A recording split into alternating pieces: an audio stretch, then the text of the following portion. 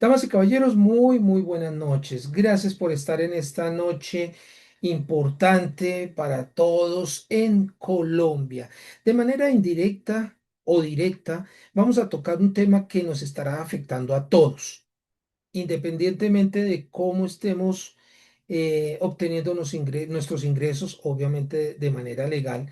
Me refiero al tipo de contratación que tengamos.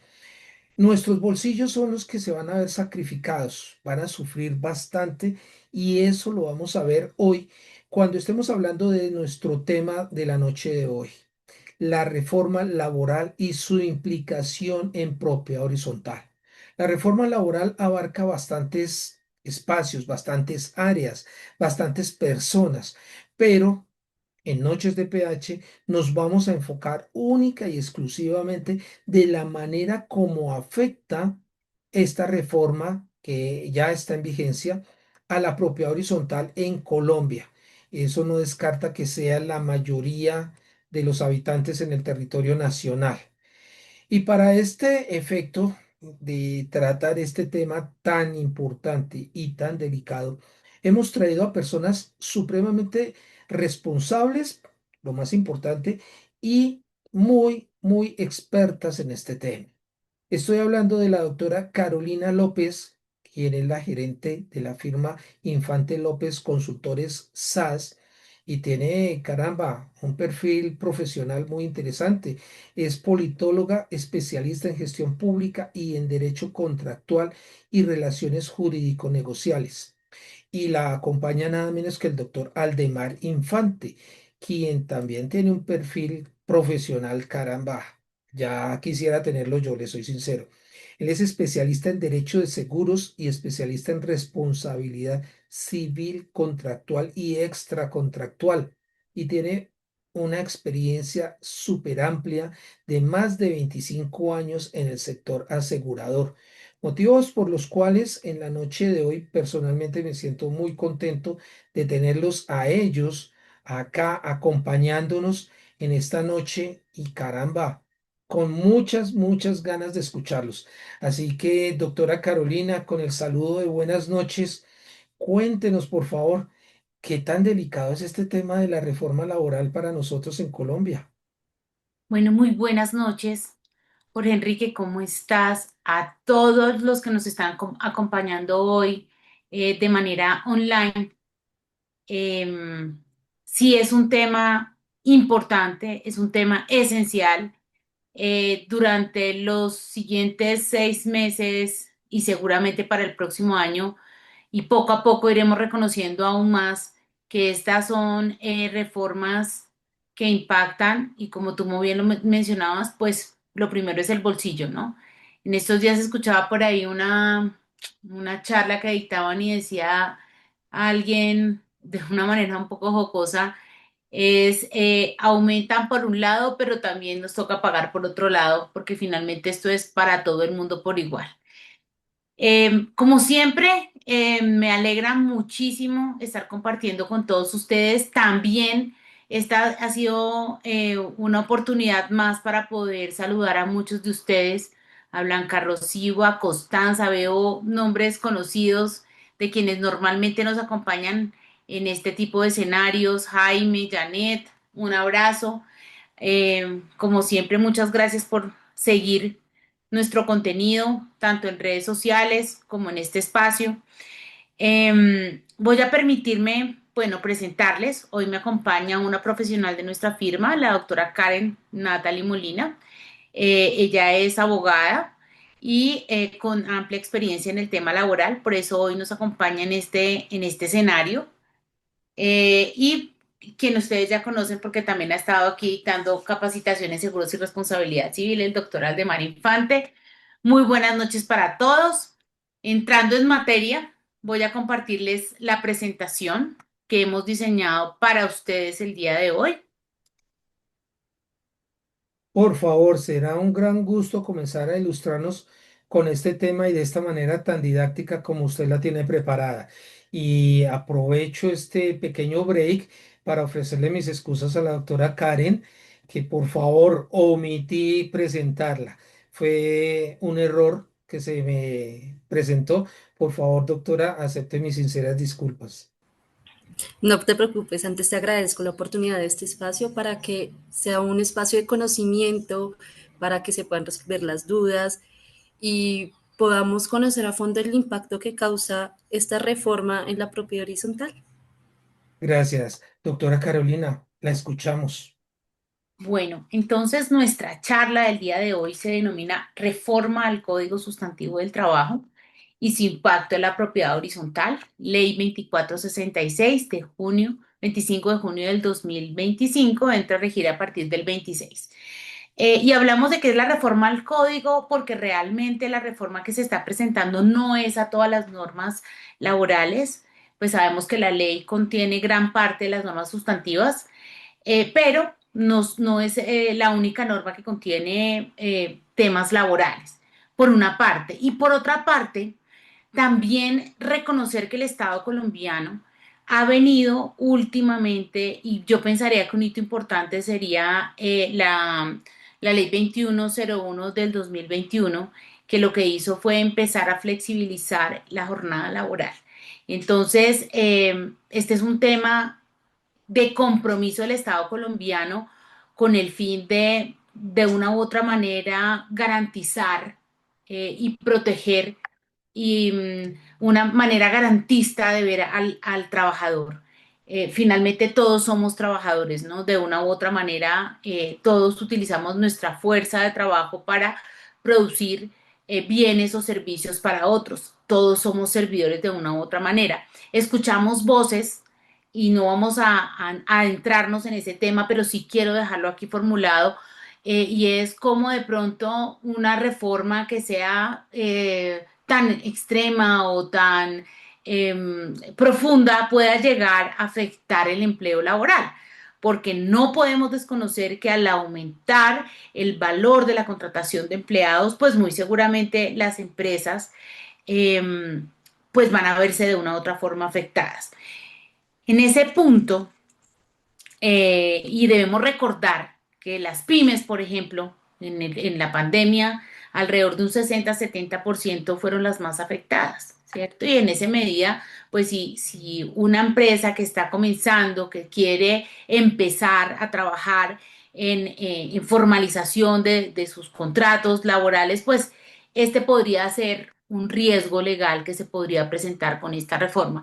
Pero no podemos desconocer la necesidad también de regular la forma de trabajo. La pandemia incorporó distintas formas de vinculación y de trabajo remoto, el trabajo en casa, y con ese tipo de implementaciones pues también vinieron los abusos, ¿no? Y cómo jornadas laborales se convirtieron extensas, como la desconexión, la falta de desconexión laboral generó en las personas inclusive problemas psiquiátricos que hoy estamos viendo, estrés, enfermedades laborales, y por eso podríamos hablar de qué es el contexto que tiene la reforma al Código Sustantivo del Trabajo. Hoy queremos tener claridad y es de qué vamos a hablar. La Por reforma favor. incorporó muchas modificaciones, sí, pero hoy nos vamos a enfocar en las modificaciones que tienen el impacto de la propiedad horizontal. Vamos a ahondar en esos temas y vamos a nuestro juicio, con todo respeto, de acuerdo con nuestra experiencia, gracias al trabajo y al trabajo que ustedes nos dan como consejeros, como administradores en sus copropiedades, pues hemos aprendido en estos años de trabajo y queremos compartir con ustedes esa visión que desde Infante López Consultores pues avisoramos. Mm, Habrán retos, hay temas que inclusive la comunidad jurídica laboral generan discusiones y debates. Esto está recién salido del horno. Algún día hice un video sacándome así, recién salido del horno, calientico, ¿bien? Tenemos que esperar también cómo funciona en la práctica, pero que sea la oportunidad de generar estos debates y agradecer a Jorge Enrique porque esto es importante, esto es construcción de comunidad y esto también es aprendizaje para todos. Bien, queremos darle un contexto general y nos parece esencial poder comenzar hablando del contrato en general.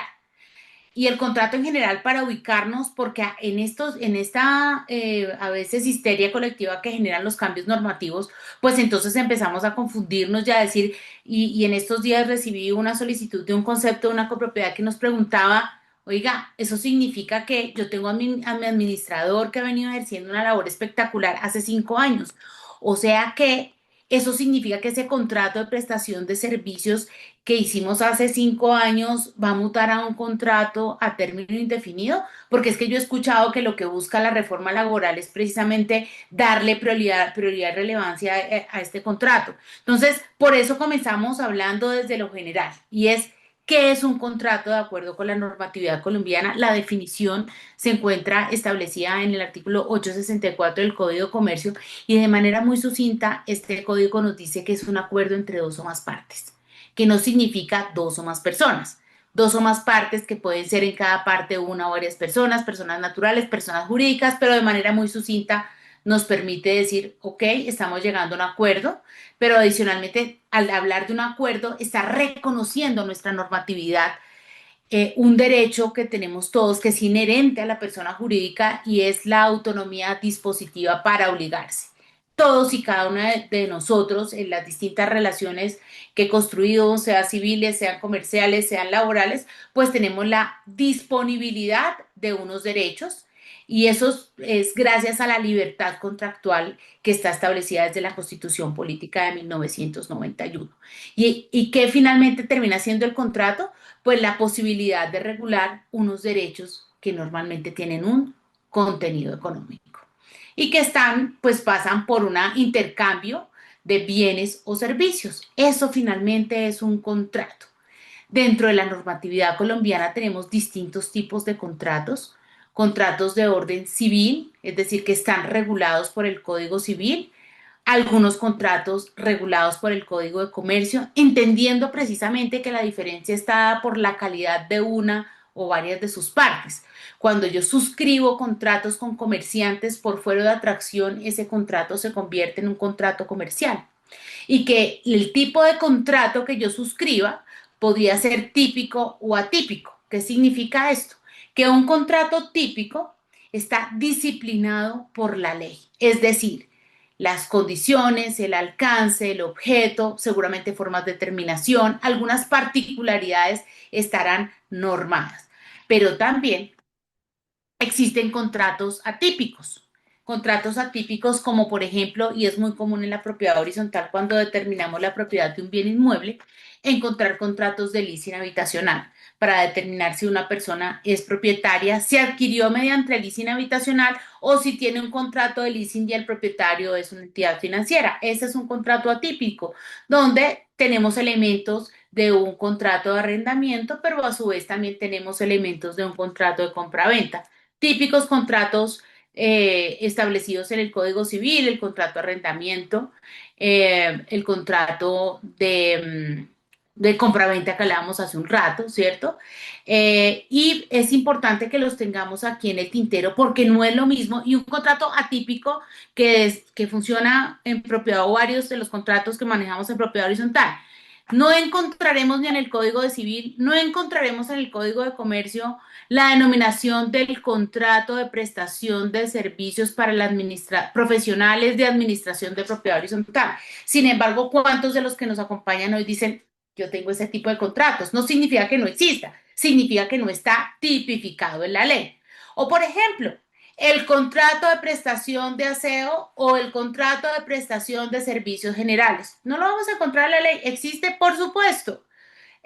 Realmente es un contrato de arrendamiento de personal, es un contrato de prestación de servicios donde yo tengo un objeto particular donde estoy desarrollando unas funciones o estoy desarrollando un objeto contractual o unas obligaciones que son típicas de un contrato de arrendamiento de personal, por ejemplo. Entonces, ¿por qué quiero hacer esta diferencia? Y quiero que quede claro, clarísimo, mejor dicho, al final un quiz. Así aleatoriamente le pregunto a alguien, un contrato de prestación de servicios profesionales de administración de propiedad horizontal que lleva 4 años y que ya va a tener la renovación número quinto, ¿se me puede convertir en un contrato laboral a término indefinido? La respuesta es no.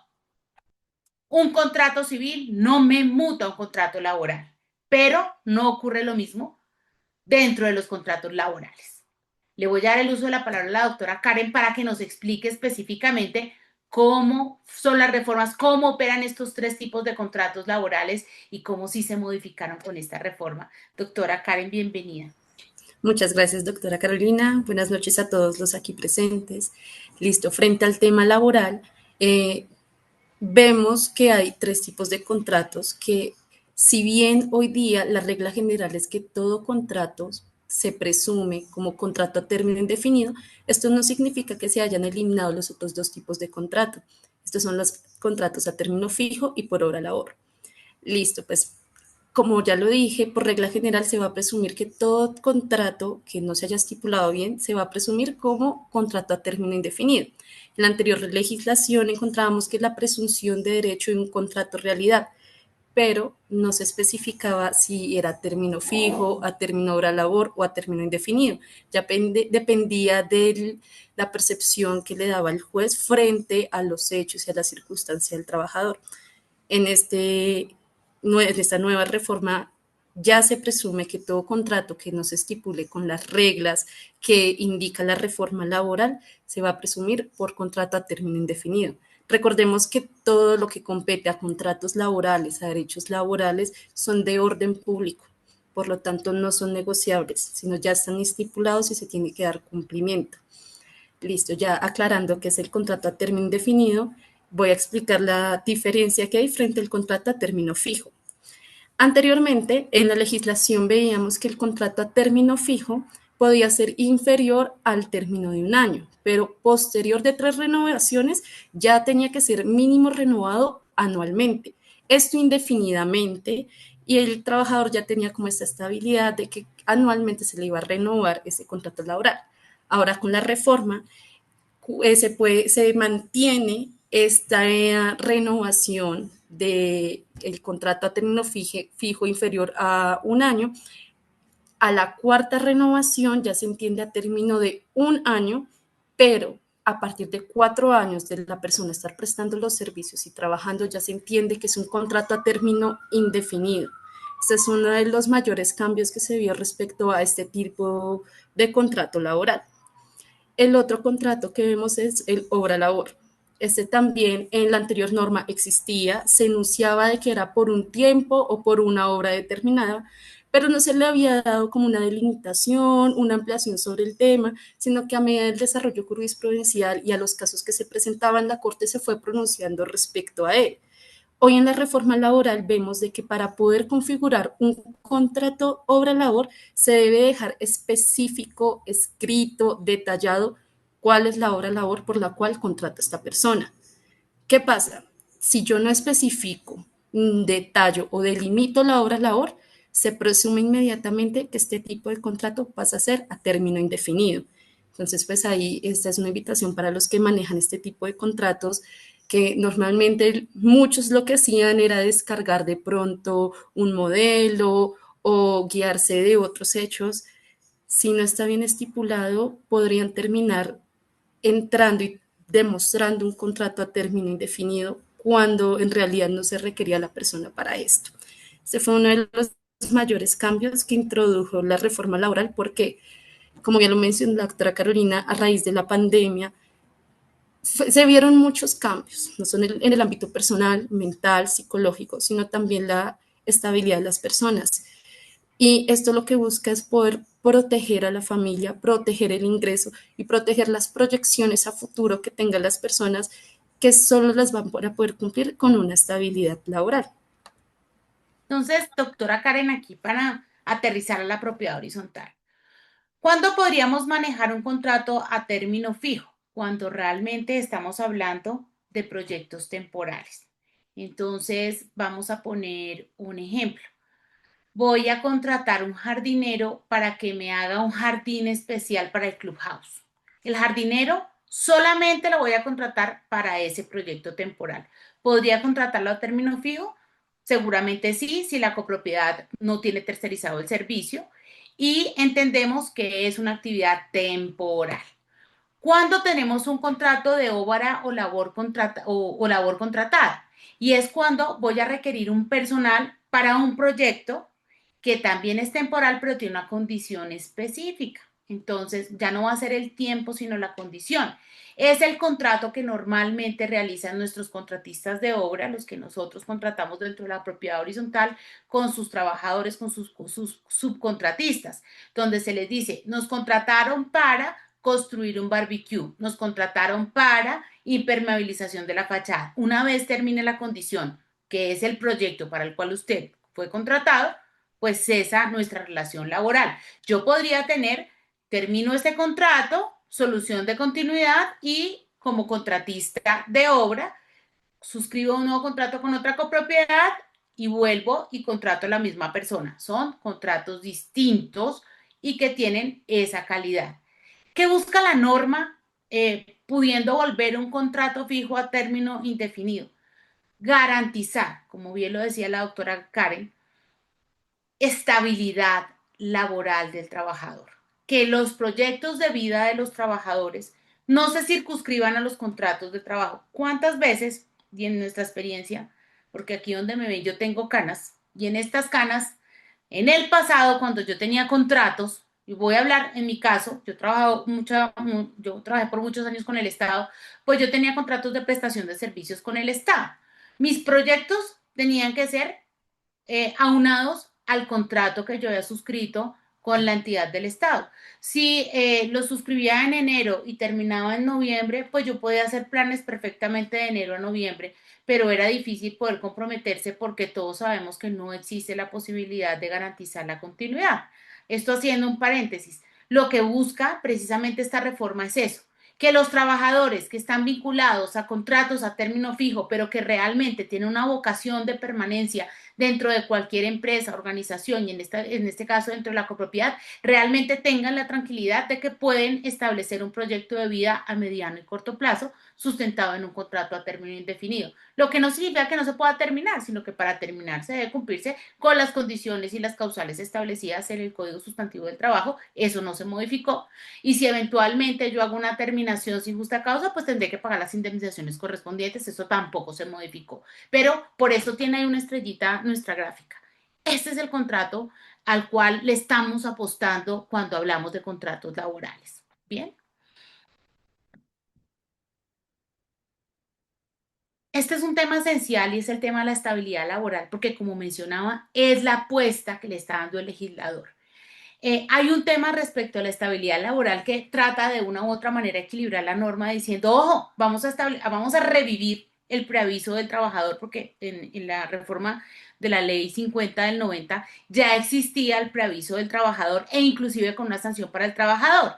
En esta ocasión, lo que hace la norma es incluirme la posibilidad de que cuando sea el trabajador el que va a terminar el contrato de trabajo me lo avise con 30 días de anticipación sin sanción, pero una de las críticas que han salido en la comunidad de abogados laboralistas que hemos estado participando en varios de los foros es precisamente esta, y es si no tiene ninguna consecuencia jurídica para el trabajador cuando no lo hace con 30 días de anticipación, pero sí avisa, sí deberíamos tener en cuenta que el aviso podría tener consecuencias adversas para el trabajador de acoso, de incomodidad durante sus últimos 30 días trabajando para una organización. Y ese es un tema en el que uno dice, ¿realmente es un aporte? ¿Estamos equilibrando algo? Pues yo no sé si realmente es un criterio personal, es una opinión personal, pero si realmente sea significativo el hecho. O sea, entendemos pues cuando hablamos de contratos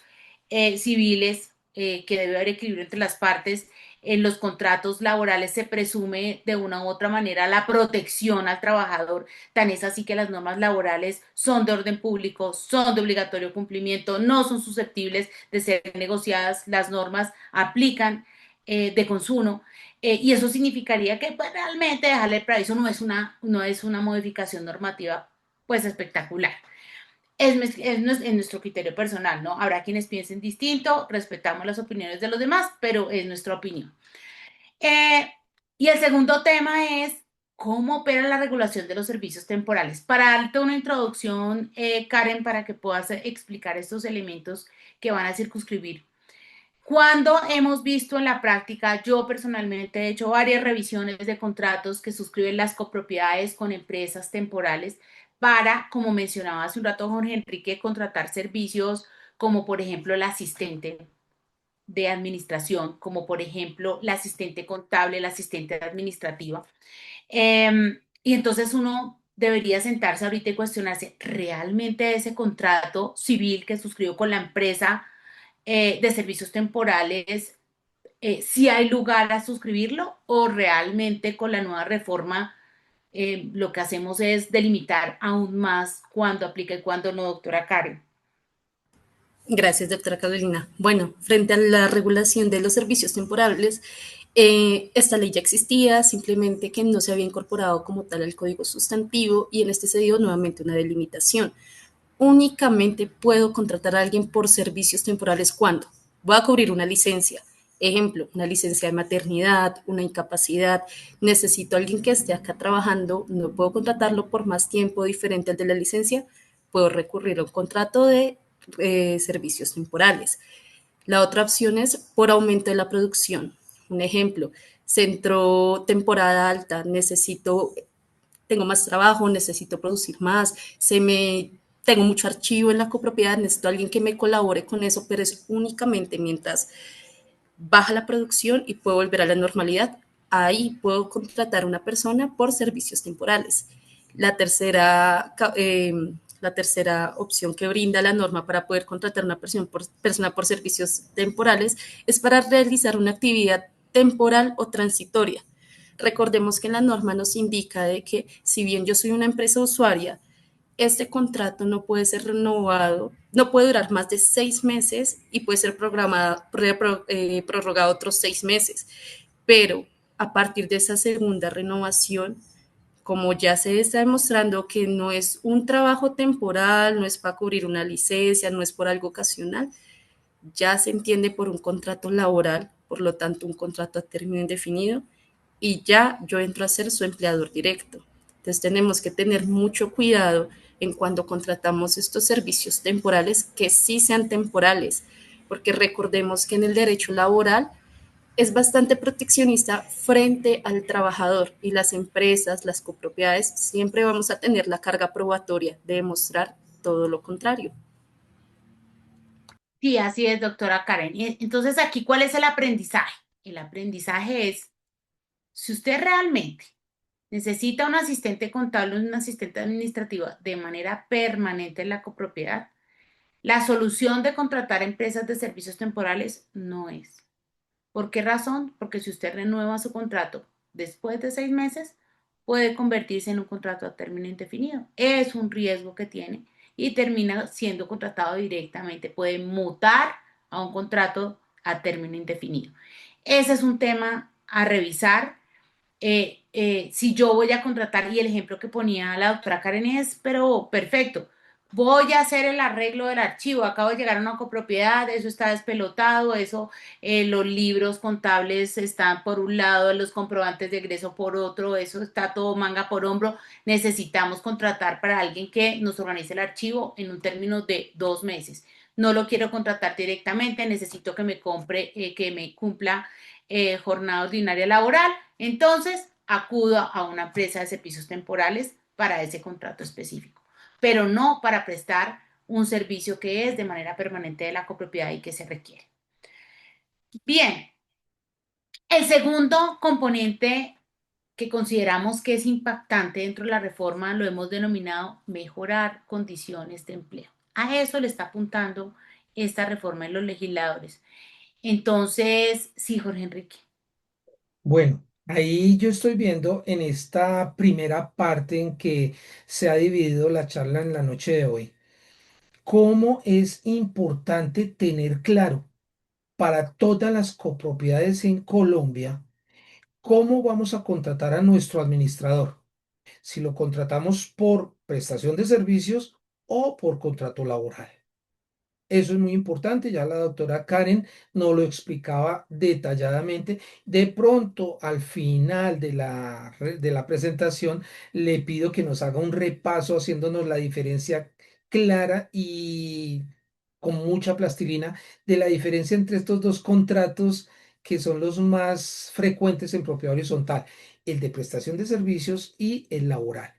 Y tengamos en cuenta también que para las copropiedades que lo tienen dentro de su día a día, está la figura de la persona que denominamos asistente.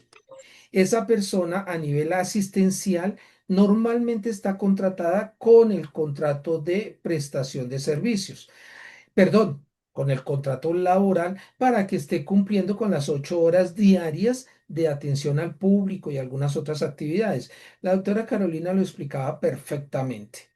Cuando tenemos una persona para una tarea específica, es cuando tenemos la posibilidad de contratar mediante un contrato de prestación de servicios que se puede hacer a través de una empresa de servicios temporales. Muy válida todas estas figuras, toda esta explicación. Tengámoslo en cuenta, por favor, consejeros y ustedes, administradores de propiedad horizontal, cuando vayamos a efectuar efectivamente la contratación de personal directo para nosotros en nuestras copropiedades. Y no descartemos también para aquellas empresas que trabajan en esta misma área bajo la modalidad de prestación de servicios para nosotros como copropiedad, pero cuando ellas al interior tienen que efectivamente tener la figura del contrato laboral para sus colaboradores de manera interna. Después de este intento de resumen, doctora Carolina, por favor, continúe usted ilustrándonos con este tema que esa exposición está tan interesante como la han manejado ustedes dos, que por eso yo estoy calladito, quietico y sin molestar para nada. Espectacular, muchas gracias. Bueno, me pareció interesante la intervención ahorita que hizo Jorge Enrique, porque sí quiero clarificar algunos elementos que de pronto pudimos no tocar a profundidad. Y es, ¿qué diferencia podría haber en la contratación del administrador eh, mediante un contrato de prestación de servicios de administración, como la denominan es contrato de prestación de servicios profesionales de administración de la propiedad horizontal? Así lo denominan la mayor parte de administradores. Y con el contrato laboral, ¿bien?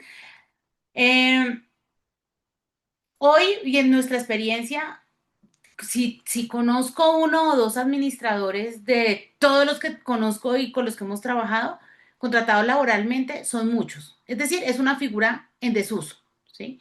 Sin embargo, no sirve a que no exista. Hay una que otra copropiedad que tiene o al personal de aseo, o al todero, o al conserje, o al administrador inclusive contratado laboralmente. ¿Qué diferencia hay entre un tipo de contratación y la otra? No solamente que sea con una persona jurídica, porque pues si es una persona jurídica ya sabemos que es un contrato civil, dado que una de las características del contrato laboral es la prestación personal de un servicio, pero aunado a dos elementos adicionales, la subordinación y la remuneración. Esos son los tres elementos que encontramos en un contrato de trabajo. Y ojo aquí, señores consejeros que nos estén acompañando hoy.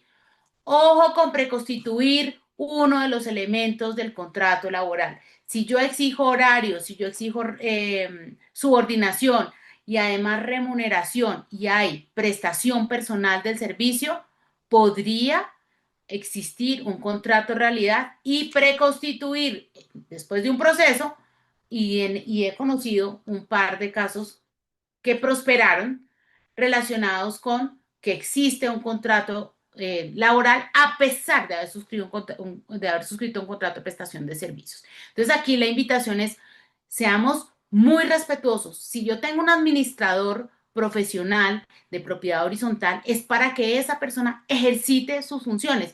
No se puede confundir, como lo mencionaba la doctora Karen, la vigilancia de un contrato civil con la subordinación, con darle órdenes, con exigir horario, a qué horas entró, es que pasé a las 8 de la mañana y usted no ha llegado y entonces encontramos WhatsApp, correos electrónicos, llamados de atención, constancias en las actas del Consejo de Administración, exigiendo los elementos para preconstituir un contrato realidad.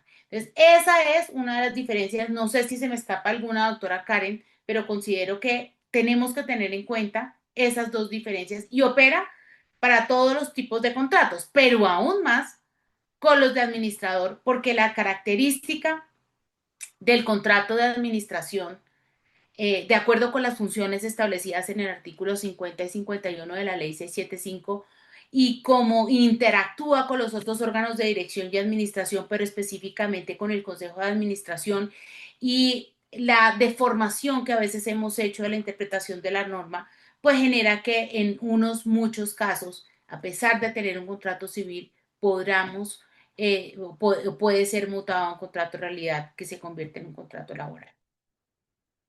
Bueno, eh, el segundo aspecto que consideramos esencial tener en cuenta sería el de mejorar las condiciones de empleo, y en ese sentido hemos desarrollado 6 aspectos que a nuestro juicio le apuntan a la reforma a mejorar esas condiciones de empleo, doctora Karen. Muchas gracias. Listo. El primer aspecto importante es la jornada laboral. Como bien sabemos, desde la ley 2101 del 2021 hemos visto una modificación a la jornada máxima laboral. Anteriormente era de 48 horas y con esta ley se busca llegar a un máximo de 42 horas semanales. Esta jornada tiene que ser distribuida dentro de los 5 o 6 días de la semana en jornadas no mayores a 8 horas. No sé si ustedes sepan por qué se habla de unas 8 horas, prácticamente es por una teoría doctrinal que se ha venido estudiando de que una persona requiere 8 horas de descanso, 8 horas de ocio y 8 horas de trabajo. Por eso se habla de una jornada máxima diaria de 8 horas, porque la persona no solo tiene que contribuir a la sociedad trabajando, sino también merece un debido descanso y compartir con su familia, su crecimiento personal y demás. Esta ley no quitó la posibilidad de una flexibilidad laboral en la cual tanto empleador como trabajador pueden llegar a acordar que la jornada diaria puede llegar hasta las 9 horas. Esta hora de más no sería considerada como una hora extra, con el fin de poder descansar un día de más a la semana o poder distribuir sus actividades de diferente forma. También, bueno, perdón, ¿me puedes devolver la anterior tabla? Listo. Como se ve en la tabla, se ha hecho la reducción desde el 2021. Actualmente, desde el 15 de julio, nos encontramos con una jornada máxima semanal de 44 horas y en el 2026 ya se cumpliría la meta de esta ley, que es llegar a las 42 horas semanales. Lo que trae la reforma es esta ley que ya teníamos, pero que no se había integrado como tal al código. Listo. Frente a la modificación del recargo dominical o día de descanso y festivo. ¿Qué pasa? Anteriormente, antes de la reforma, se evidenciaba que el recargo era el 75% en este día de descanso. ¿Por qué? Bien sabemos que trabajar un domingo es pesado. Nuestra familia está descansando, nuestros hijos están descansando, la mayoría de amigos descansa ese día. Entonces, debido a esta carga además que tiene que asumir el trabajador, se le dio esta porción llamémoslo, un incremento en su sueldo para poder compensar este día de familia, de descanso, de amistad, de ocio que está perdiendo. En la reforma se estipula que se tiene que pagar en un recargo del 100%, pero va a ser algo de forma progresiva para que no se vea tan fuerte el impacto en la parte empresarial.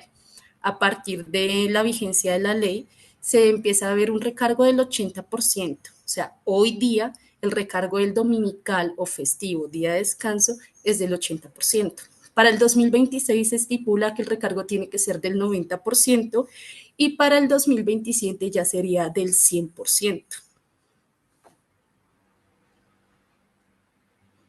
Listo. Frente a la modificación de la jornada laboral, frente a la jornada diurna y nocturna, el código anteriormente estipulaba la jornada diurna entre las 6 de la mañana hasta las 9 de la noche y la jornada nocturna de 9 de la noche a 6 de la mañana. ¿Qué implicaciones tenía esto? Los recargos nocturnos únicamente se causaban después de las 9 de la noche. Con la reforma laboral se modificó esta jornada y hoy la jornada diurna se tiene pronosticada para que sea de 6 de la mañana a 7 de la noche y la nocturna de 7 de la noche a 6 de la mañana. Tengamos en cuenta que esta modificación, si no se hizo de carácter inmediato, va a ser igualmente progresiva.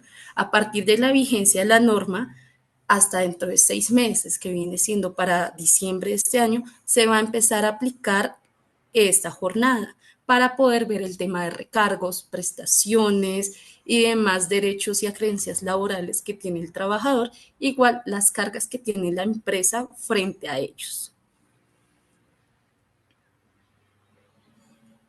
Listo. El segundo ítem es la subordinación. Como bien lo decía la doctora Carolina, no podemos confundir una vigilancia con una subordinación. ¿Qué es la subordinación? Es la facultad que tiene el empleador de dirigir, ordenar y controlar la actividad del trabajador que le presta el servicio. ¿Y cuál es el deber del trabajador? Acatar las directrices. ¿Qué busca la subordinación en una empresa? Busca mantener un orden, mantener una disciplina para que se cumpla el fin por el cual, el fin de la empresa, que se lleve a cabo las metas, que se mantenga un entorno laboral sano. Tengamos en cuenta también que la subordinación no es un poder absoluto que se tenga frente al trabajador o que se pueda ejercer de forma arbitraria. Anteriormente, el trabajo se veía la subordinación como en si mi jefe, mi patrón me ordena, independientemente de que transgreda mi dignidad, tengo que aceptar y acatar, porque si no, se puede terminar el contrato laboral. A medida de que han pasado cosas, de que los derechos humanos han cogido fuerza y se ha hecho más desarrollo jurisprudencial, la reforma nos trae no solo el desarrollo que se hizo, sino también las normas internacionales que ha hecho la OIT frente a la regularización de la subordinación, lo cual indica que esta no puede terminar en una obediencia absoluta o una esclavitud, que siempre debe respetar los derechos humanos, los derechos colectivos, los derechos adquiridos que han tenido los trabajadores a través de sus sindicatos. Se debe siempre discernir y cumplir lo que dice el empleador, pero este cumplimiento no tiene que ir en contra de la dignidad, integridad o que induzca a conductas punibles, en este caso delitos, al trabajador. ¿Qué vemos también dentro de la subordinación? Hablamos de la no discriminación. Normalmente a uno le explican que la discriminación no se puede hacer, como indica la Constitución política, frente a cuestiones de política, orientación sexual, orientación política, creencias religiosas o afiliación sindical. En la reforma vemos que también hablan frente a la identidad de género, al embarazo, a la salud mental y frente a las condiciones de ser víctima de violencia de género. Entonces, que esta subordinación no me puede transgredir o discriminar frente a estos aspectos. Listo. El rol activo en la prevención del acoso y la violencia laboral. Si bien las copropiedades no son normalmente empleadores directos, tenemos que recordar que hay una responsabilidad solidaria. En esta norma, la subordinación y el acoso laboral van muy de la mano. ¿Por qué? Porque subordinación no es únicamente la que yo tengo frente a mi empleador directo, un ejemplo, el vigilante frente a su empresa, a la empresa prestadora de servicios, sino también la subordinación que se puede demostrar en mi campo laboral, o sea, frente al consejo, frente al administrador, incluso frente a los mismos residentes. Entonces, independientemente de que ellos no sean sus empleadores directos, sí hay una subordinación y se puede demostrar un acoso laboral. Bueno, lo que busca la norma frente al acoso laboral es poder disminuir que se evidencie este tipo de conductas, que las empresas tengan la obligación de crear rutas, protocolos frente al acoso laboral, que busque prevenir, resarcir, apoyar y garantizar que no haya una repetición de esta conducta. ¿Qué es el acoso? Es cualquier comportamiento que cause o pueda causar un daño físico, psicológico, emocional o económico en el trabajador. Hace poco la Corte sacó una sentencia en la cual un vigilante era acosado por el administrador. La administradora le hacía comentarios bastante groseros, que era un muerto de hambre. Él tenía una condición familiar en la cual pues le afectaba en su ámbito laboral. Ella le recordaba que la esposa estaba padeciendo cáncer, que a ella no le importaba, y varias personas evidenciaron, pero tanto el consejo como la copropiedad dijeron, no es mi empleado, entonces yo no tengo por qué intervenir. Él demandó y la corte lo que estipuló fue, independientemente que usted no sea el empleador directo, hay una subordinación y usted copropiedad, tanto empresa de vigilancia y administrador, tienen que responder y resarcir el daño que le ocasionaron a esa persona. Frente a la empresa de vigilancia hubo un reintegro con solución de continuidad, que es la solución de continuidad, que si a mí me despidieron en agosto y me reintegran en diciembre, me tienen que pagar no solo lo que dejé percibir en ese tiempo, sino también mis prestaciones sociales que dejé de percibir, más la indemnización por el daño que me causaron. Frente a la copropiedad y la administradora, tuvieron que implementar y demostrar que estaban creando un protocolo para prever este tipo de situaciones y hacer una asamblea extraordinaria para pedir excusas públicas tanto a este trabajador como a otros trabajadores que testificaron e indicaron que también fueron víctimas de acoso por parte de esta administradora. Entonces, aquí vemos de que si bien la obligación principal de crear este tipo de rutas es frente al empleador directo, los administradores y la copropiedad no se encuentran al margen ni se encuentran exentos de que si presencian este tipo de situaciones, tanto de acoso laboral, acoso sexual o violencia de género, se queden quietos o callados, sino que también tienen que intervenir. Ay, Denunciar, como dice uno de nuestros más queridos presentadores de la televisión nacional colombiana. Doctora Karen, Así es. me nace una inquietud, un interrogante que creo que lo están haciendo muchos de los que están asistiendo al momento y los que nos van a ver posteriormente en el canal de YouTube. Independientemente del tipo de contrato, la figura del acoso existe, independientemente del contrato que sea, si es laboral o si es de prestación de servicios. La figura Listo. existe, el caso existe. ¿Cómo lo atacamos? Listo. Así Frente a la parte laboral, superficialmente. Sí, listo. Frente a la parte laboral, se deben de crear las rutas. Normalmente hay comités de convivencia. Se tiene que buscar que tanto la víctima como el victimario, el presunto victimario, tengan su oportunidad de descargos, de exponer la situación. Algo que me llamó mucho la atención de esta reforma es que, a diferencia del ámbito penal, aquí el acoso no tiene que ser reiterado. Con el hecho de que baste de que se haya presenciado una sola vez, ya se puede mostrar acoso. Y si tiene que buscar que esta persona se repare, ya sea mediante una disculpa, ya sea eh, cambiándole el puesto laboral, o sea, algo que no lo revictimice y se garantice esta no repetición. Frente al ámbito de contratos civiles, ya aquí para evitar incurrir en generar, como lo dijo la doctora, preconstituir una prueba laboral, ya se tiene que llevar ese el ámbito penal. Entonces recordemos que el acoso es un delito y es y, a- denunciable. y ahí ratificar lo que decía la doctora Karen y es, miren que la jurisprudencia ya había mencionado este tema y es no necesariamente yo tengo que tener contratado el trabajador directamente. Es decir, en el caso de la sentencia, el contrato lo tenía el vigilante con su empresa de vigilancia y pues el acoso estaba dirigido de su entorno laboral directo. O sea, todos sabemos que tanto el personal de aseo, el todero y los guardas, pues son trabajadores en misión a copropiedad. Pueda que ellos eventualmente vayan una que otra vez a la empresa, de pronto alguna capacitación, a recoger un recibo de nómina, algún tema particular, pero realmente el desarrollo del trabajo de ellos se desarrolla en una copropiedad.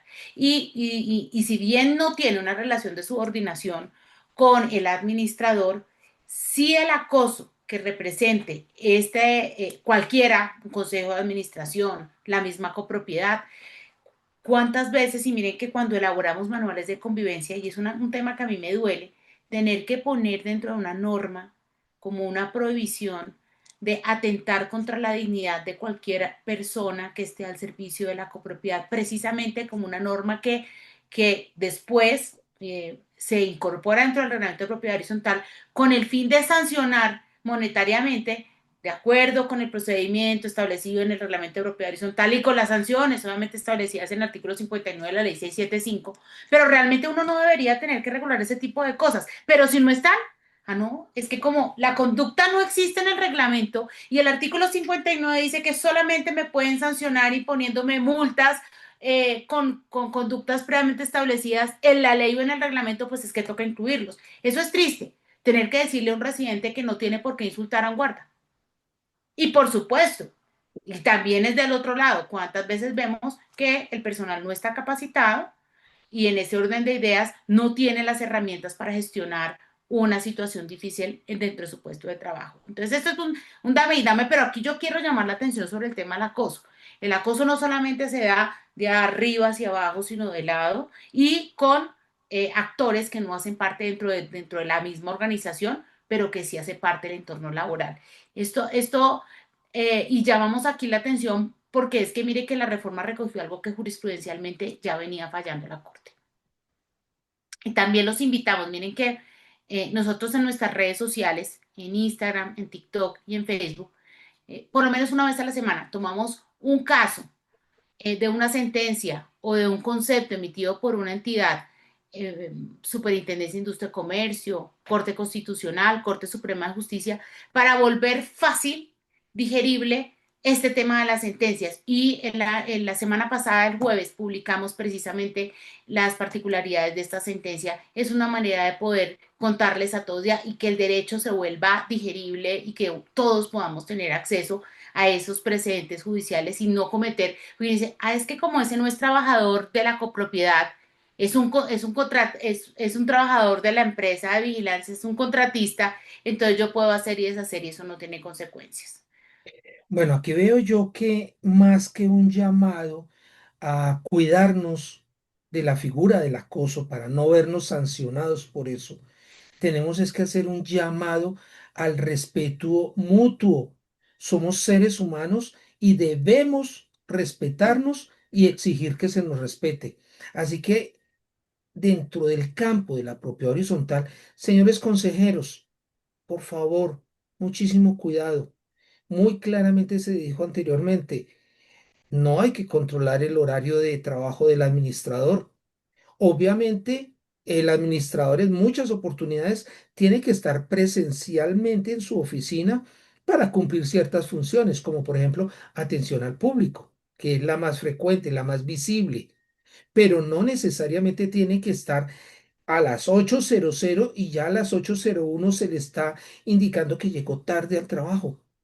Tampoco se le puede faltar al respeto con términos despectivos y con términos que suenen agresivos, por ejemplo, a su raza, a su etnia, a su credo religioso y muchísimas otras cosas que lo pueden ofender a uno en su interior. Clásico se veía en Bogotá hace algún tiempo los enfrentamientos entre las barras bravas, en donde si teníamos una camiseta de un color, era ofender a la otra persona porque tenía una camiseta de otro color. Y esas eran las ofensas gravísimas que llegaron a ocasionar incluso hasta fallecimientos en muchas oportunidades por agresiones con diferentes tipos de armas. Entonces, por favor, respetémonos, seamos resilientes. Tenemos que tener esa capacidad de aceptar a nuestro prójimo tal cual como él es. Y no que porque tenga un uniforme de guarda o una escoba o un trapero limpiando un piso, son más o mejores personas que nosotros. Porque entre más diplomas, entre más capacitaciones tenga una persona, más humilde debe ser porque tiene la capacidad de comprender en qué rol está ubicado en su entorno. Así que, por favor, lo primero que tenemos que tener es el respeto. respeto para todos nosotros. Y eso lo sugiero básicamente para los consejos de administración, porque hay consejeros que asumen ese rol de ser miembros del consejo y lo que hacen es que se creen los dueños de la copropiedad y empiezan a dar órdenes a diestra y siniestra sin tener ese rol, sin tener esa autoridad para ello. Entonces, por favor, señores consejeros, en su lugar, a respetar el cargo y la función principal de aconsejar al administrador y cuando estén reunidos como cuerpo colegiado. De resto son un residente como cualquier otro dentro de esa copropiedad.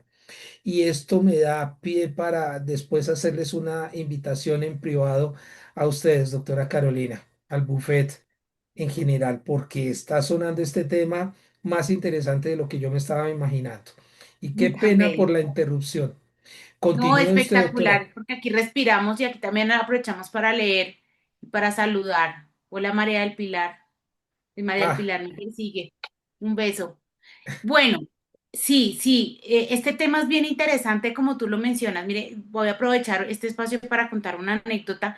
En estos días recibí una solicitud para una asesoría y entonces me decía la administradora que qué hacíamos, que porque un vigilante le había faltado el respeto a una residente y entonces le pregunté qué pasó, en qué consistió esa falta de respeto que está generando una consulta de este tipo. Entonces me dice, ¿cómo le parece que el vigilante llegó la residente y le dijo, ¿qué hubo, Celacho?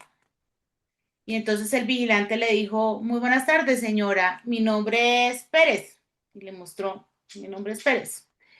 Entonces le dice, ay, no, pues, entonces de mejor familia. ¿Qué tal esta falta de respeto? ¿Usted por qué me viene a parar? Y uno dice, pues, o sea, ¿es en serio? Qué bueno que retomemos las normas. Yo soy una de las personas que insisto siempre en las capacitaciones en la firma de vigilancia. Los guardas no tienen por qué decirle Bessie a los residentes y los residentes no tienen por qué decir celacho, guachimán, etcétera, etcétera, apelativos que no hay lugar. Eh, bien, haciendo este paréntesis de la historia se remonta. Karen, sigue. Listo, primero voy a pausar un momento para responder dos preguntas interesantes que hicieron en el chat. La primera es de Wendy, en la cual pregunta a qué me refiero frente a la aplicación progresiva del inicio del horario nocturno. Listo, Wendy, lo que dice como tal la norma es que si bien la jornada nocturna va a empezar desde las 7 de la noche, debido a que la ley es bastante reciente y no se puede aplicar esto de forma inmediata por temas presupuestales de muchas empresas, hasta a partir de 6 meses después, que en este caso viene siendo diciembre, se va a empezar a pagar el recargo nocturno a partir de las 7 de la noche. Un ejemplo, digamos que hoy el trabajador, su jornada va de 6 de la tarde a 6 de la mañana del otro día. La jornada nocturna, el recargo nocturno, empezaría a contar desde las 9 de la noche el día de hoy, pero a partir de diciembre su recargo nocturno va a contar a partir de las 7 de la noche. Y otra pregunta que vi, listo, es de Blanca Rocío, en la cual indica que qué se debe hacer cuando un propietario regaña a los guardas, les da orden y los regaña. ¿Cómo pueden actuar frente a esta persona?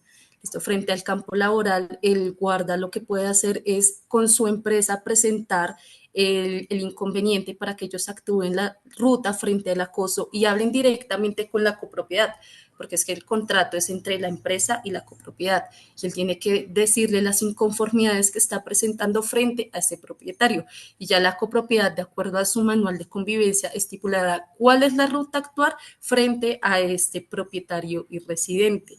Entonces ya ahí Y que depende mucho. complemento, ay Karen, discúlpame, te Gracias. interrumpo, y cuando llega la copropiedad lo recibimos y resulta que tenemos un capítulo de bioproceso sancionatorio, debemos contemplar la conducta y agotar precisamente ese debido proceso. Ustedes ya saben, y en algún momento seguramente nos invitará Jorge Enrique, aquí lo estoy comprometiendo, para hablar del tema de la convivencia de la propiedad horizontal, y es precisamente cómo tenemos que agotar ese debido procedimiento y tenemos que citar a la persona que haga los descargos y si finalmente pues evidenciamos que hay una falta, pues imponer la sanción que corresponda. ¿Que quién la impone? El Consejo de Administración. Eh, quiero, y me da pena contigo que ya te he dado el uso de la palabra, Karen, pero aquí hay una pregunta interesante de quien dice, hoy en día la mayoría de conjuntos contrata personas jurídicas como administradores donde se comprometen a suministrar servicio presencial de tiempo completo a medio tiempo en una jornada de 8 a 5 y los sábados de 8 a 12. Estas empresas delegan los administradores delegados para atender esta jornada. Es correcto, este tema lo vamos a tocar más adelante, pero me anticipo a decir que las jornadas hay que respetarlas independientemente y la función de la administración, del administrador y de la copropiedad es garantizar el respeto de todos los que trabajan en la copropiedad. Pero más adelante lo vamos a ampliar, pero me pareció muy acertada esta pregunta. Sigue, Karen. Les voy a responder una última pregunta que es de Rocío Jaramillo. Sí, eso es acoso. Recordemos que el acoso es todo tipo de acción u omisión que pueda transgredirme, no solo en el ámbito físico, sino también en el emocional, en el mental, en el económico. Entonces, si esta persona está teniendo estos comentarios frente al administrador, es acoso. Listo. Continuando frente a la reforma laboral, otro cambio que vemos es las licencias. No se quitaron las que ya existían en el Código Sustantivo, como el derecho, el permiso para ir a sufragar, los permisos sindicales, sino que se agregaron 3 tipos de licencias o permisos remunerados. ¿Qué significa esto? Que si bien no voy a presentarme a mi jornada laboral, no me pueden descontar ese día ni el dominical por haber pedido este tipo de permiso. El primero es el de la calamidad doméstica. Si en el Código Sustantivo no se encontraba, la Corte ya le ha hecho un gran desarrollo jurisprudencial en el cual indicaba que la calamidad doméstica afectaba al trabajador, si bien directamente de pronto yo no soy la que tiene la condición, si mi familiar o la persona a la cual tengo el cuidado se encuentra en un estado de una enfermedad o una situación fuerte y me afecta, tengo derecho a una licencia de calamidad doméstica. Claramente que esto tiene que estar debidamente comprobado y soportado. Entonces, no es simplemente indicarle al empleador que está pasando tal situación, sino que tengo que soportar que está pasando esta situación para que me otorgue la licencia de calamidad doméstica y no me descuente en este día laboral. La otra licencia que se implementó fue la de permisos escolares. Entonces, esto va más enfocado a las personas que tienen esa posición de cuidado frente a menores, a personas que aún se encuentran estudiando, que tienen que ir obligatoriamente a la institución educativa, ya sea por un tema de notas o temas comportamentales del menor, que es obligatorio que la institución requiere al padre o madre o persona de cuidado del menor, se tiene que dar esta licencia. También tiene que ser informada y se tiene que demostrar de que es real este requerimiento por parte de la institución educativa para que el empleador no descuente el día laboral. Y la otra licencia que vemos que se implementó es frente a las citas médicas programadas con especialistas.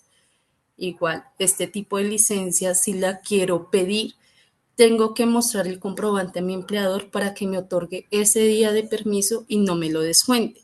Estos son los 3 cambios que se vio frente a la reforma. Como ya lo mencioné, los permisos y licencias que existían anteriormente siguen vigentes, la licencia de luto, la de sufragio, permisos sindicales, aún se encuentran dentro de las licencias remuneradas. Otro tema que vemos que aportó la reforma fue el tema frente a animales de apoyo emocional. Como lo Ese hemos me mencionado, encanta. dale. Claro, hoy día sabemos que un animalito no dejó de ser un animal, un objeto, un mueble, a ser un ser sintiente. Y a raíz de la pandemia que enfrentamos varias situaciones que no fueron solo físicas de salud, sino también emocionales, los peluditos, gatos, perros, el animal de apoyo emocional que cada uno tenga, han presentado, se han vuelto parte de la familia. ¿Qué indica la norma? Que cuando yo certifico y demuestro que ese perrito, ese gatico, es un animal de apoyo emocional, no me pueden prohibir llevarlo a mi lugar de trabajo. Pero también la norma solicitó al Ministerio de Trabajo y al Ministerio de Salud y Protección Social que dentro de los 12 meses siguientes a la vigencia de la norma tienen que reglamentar este tipo de permisos para llevar a tu animalito de apoyo emocional. ¿Por qué? Si yo trabajo en un lugar donde por condiciones de salubridad, higiene, espacio, no puedo tener un perrito grande, sería muy irresponsable e iría por completo en contra de la tenencia responsable obligar a este animalito a ir a esta situación de trabajo. Entonces, nos dejan la premisa de que podemos y no nos pueden negar ese permiso, pero también nos dejan la aclaración de que primero se va a tener que regular porque se tiene que garantizar no solo mi derecho, sino como ya lo indicamos, el derecho del ser sintiente que nos acompaña y es nuestro apoyo emocional. Listo. Y por Esa último, parte, perdón, doctora dime. Carolina, Karen, perdóneme que le interrumpa, pero esa parte sí me gusta muchísimo que se haya incluido en la reforma laboral. Ahorita mi canchocita no está aquí porque si no, no me estaría dejando trabajar, ya estaría molestándome los brazos, todo ese cuento. Pero sí un llamado de atención, que no podemos malutilizar toda esta serie de permisos, porque abusar de la norma también debe tener sanciones. Y hay un abuso que ya se está dando y lo coloco como ejemplo. Lo conocí hace poquito, cuando un trabajador, siendo el día lunes, un día común y corriente, hábil, le dio por irse a ingerir su bebida de anís de manera excesiva y llegó en estado de ebriedad al día siguiente. Sencillamente va a la EPS y allá de frente dice, doctor, estoy en estado de alicoramiento. No, el doctor le dice, en su incapacidad no está apto para el trabajo. El trabajador se reporta, dice, tengo incapacidad el día de hoy, llama, entrega la incapacidad al otro día y listo. Esto está abriendo una puerta posiblemente a que se malutilice este tipo de recursos que se concedieron en buena manera para proteger la salud del trabajador, pero resulta que se está mal utilizando. Entonces, por eso, un llamado de atención a todos los trabajadores, empezando por los administradores, que a veces se salen por la tangente y dicen que no van a su trabajo, que porque es prestación de servicios, que pueden hacer teletrabajo y cualquier cantidad de cosas, pero la presencialidad se necesita. No abusemos de las normas, porque podemos incurrir en el rol de Juanito Mentiroso. Juanito molestaba mucho, decía muchísimas mentiras, hasta que llegó el momento en que ya no le creían. Entonces, por favor, muchísimo cuidado. Doctora Karen, mis excusas por la interrupción. Continúe, por favor. No te preocupes, Jorge. Creo que fue un aporte muy importante porque tenemos que recordar que nuestro derecho va hasta donde inicia el derecho del otro.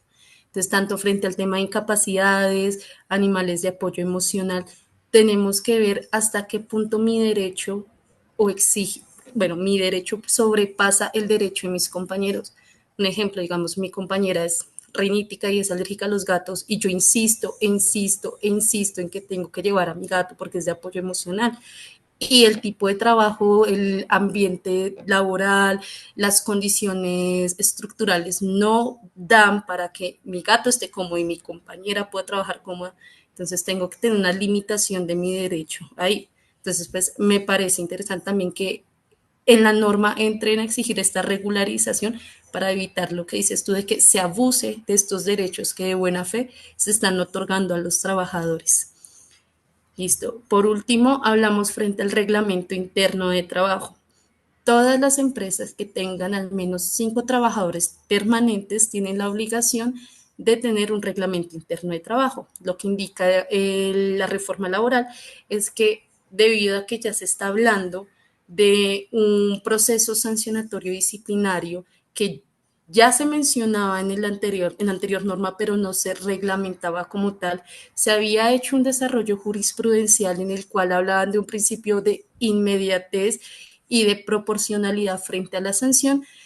Ya se estipula que sí o sí se tiene que cumplir un requisito de debido proceso para poder llevar a cabo cualquier sanción que esté estipulada en el reglamento interno de trabajo. Entonces, en la reforma se ordenó que dentro de los 12 meses siguientes a la vigencia de esta norma se tienen que hacer este tipo de modificaciones, ajustes, actualizaciones que no solo indican el procedimiento del frente a las sanciones disciplinarias, sino también todo lo que abarca esta nueva reforma laboral. Así como por encima, para tenerlo en contexto, ¿cómo se lleva a cabo un proceso disciplinario? Primero tiene que haber una debida notificación al trabajador, en la cual le tengo que indicar los hechos por los cuales se está iniciando la investigación, el proceso disciplinario y las pruebas que tengo frente a estos hechos y por qué es una sanción, frente a la norma y frente a mi reglamento interno de trabajo. ¿Esto para qué? Para que el trabajador tenga su derecho a la debida defensa y pueda controvertir los hechos, controvertir las pruebas y aportar las que crea necesarias. Normalmente en las empresas grandes vemos que esto se llama la etapa de descargos, la cual el trabajador indica el motivo, la razón, la circunstancia por la cual sí o no pasó, que puedan atenuar o demostrar que definitivamente no pasó este tipo de causal que puede conllevar a una sanción. Posterior a esta etapa de descargos, el empleador tiene que hacer una ponderación de inmediatez y proporcionalidad para poder aplicar una falta disciplinaria. ¿Qué ha dicho la Corte frente a la inmediatez?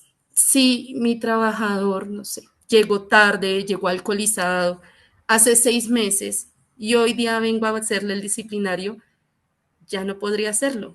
Tiene que ser inmediato o se presume que ya le perdoné esta falta. Frente a la proporcionalidad es que no puedo aplicar una sanción del mismo grado a una persona que llegó tarde una única vez por un tema personal, a una persona que ya en reiteradas ocasiones ha venido evidenciando que llega tarde, se va antes del horario, no está presente por completo dentro de su horario desempeñando sus funciones. Entonces a eso nos referimos en una ponderación de proporcionalidad e inmediatez frente a los procesos. Y este reglamento interno de trabajo tiene que tener bien estipulada tanto esas sanciones como ese proceso y esos tiempos que van a llevar a cabo para poder aplicar este tipo de sanciones o procesos disciplinarios. Ahí hay un tema, qué pena, Karen, es que hay una pregunta que me hace que debemos aclarar este tema. Como bien lo mencionó la doctora Karen, reglamento interno de trabajo a partir de 5 trabajadores. Entonces la pregunta es, ¿y la copropiedad tiene que tener reglamento interno siempre y cuando tenga 5 trabajadores contratados mediante contrato laboral? Sí. Entonces la pregunta es, yo tengo los trabajadores tercerizados a través de contratos de prestación de servicios con la firma especializada de vigilancia y seguridad privada, con la empresa de servicios generales, con la firma de administración. ¿Quién debe tener el reglamento de trabajo? Las empresas. Es correcto. Qué pena el paréntesis, pero no quiero que se pase sin que nos quede la sensación de que la copropiedad tiene que tener reglamento de trabajo, interno de trabajo per se. Si tienen los 5 Depende. trabajadores contratados mediante contrato laboral, Permanentemente, sí. correcto. Listo. Y esto es bueno saberlo si de pronto la copropiedad en muy raras ocasiones llega a tener 5 trabajadores mediante contrato laboral. Recordemos que hay una solidaridad de responsabilidades. Si yo estoy aplicando una sanción que no es proporcional, no es racional, digamos, frente a una persona que tiene una condición de estabilidad laboral reforzada, hasta qué punto la copropiedad puede entrar a responder por no tener esa vigilancia frente a las personas con las cuales y a las empresas frente a las cuales tiene contratados este tipo de servicios.